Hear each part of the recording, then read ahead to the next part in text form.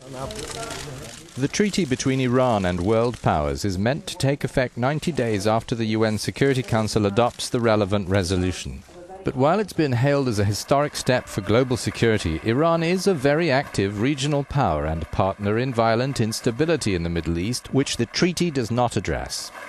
It helps you manage one risk posed by Iran, which is the proliferation risk. It doesn't immediately do anything for any of the other issues, and those issues range from Yemen to Lebanon to Syria and elsewhere. Major U.S. ally Saudi Arabia's official reaction to the deal was uneasy. Riyadh said Iran should now concentrate on improving conditions for Iranians, according to the Saudi press agency, instead of provoking troubles which would generate certain reactions from countries in the region. Iran is Shiite-dominated, while the Saudis are Sunni Muslim. They back opposing parties in regional conflicts, notably the insurgency in Yemen, where Iran is supporting the rebels and Riyadh leading airstrikes against them.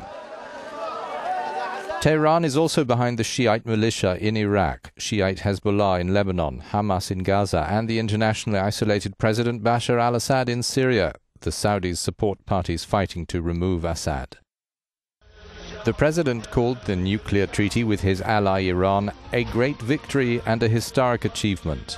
The Syrian state news service said Assad expressed optimism for momentum for the constructive role of the Islamic Republic to support the rights of the people and strengthen the basis of peace.